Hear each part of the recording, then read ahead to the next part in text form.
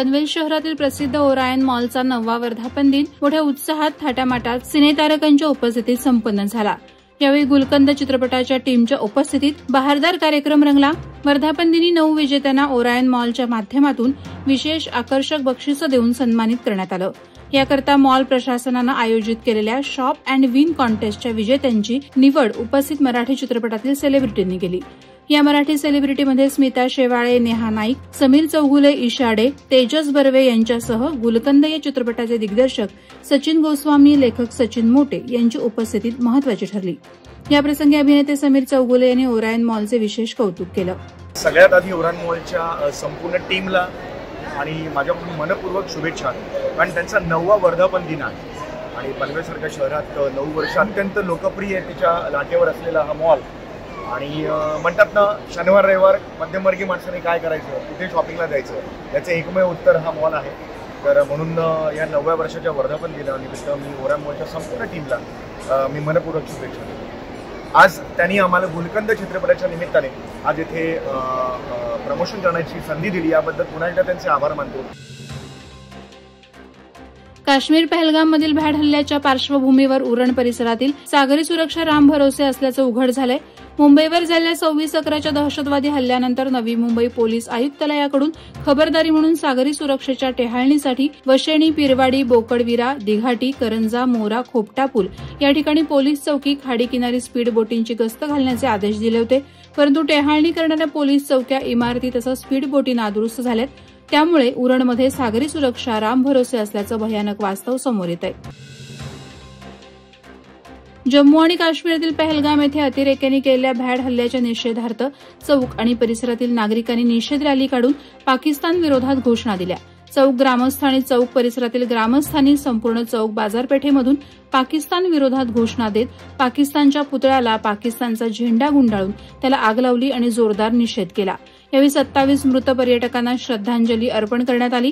याप्रसंगी माजी आमदार देवेंद्र साटम, चौक शहर भाजप अध्यक्ष गणेश कदम, सरपंच रवींद्र कुंभार यांच्यासह मान्यवर उपस्थित होते।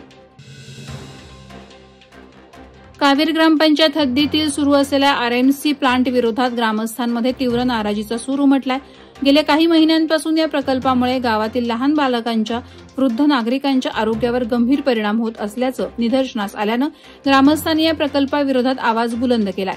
अमित म्हात्रे या ग्रामस्थांना जिल्हाधिकारी रायगड यांच्याकडे सातत्यानं पाठपुरावा करून तक्रार नोंदवली आहे। 30 जानेवारी रोजी मूळ पत्र देण्यात आलं असून त्यानंतर 10 फेब्रुवारी, 25 फेब्रुवारी, 11 मार्च आणि 25 मार्च रोजी एकूण 5 पाठपुरावा पत्रे पाठवूनही अद्याप प्रशासनाकडून कोणतीही ठोस कार्यवाही झाली नसल्याचा आरोप ग्रामस्थांनी केला।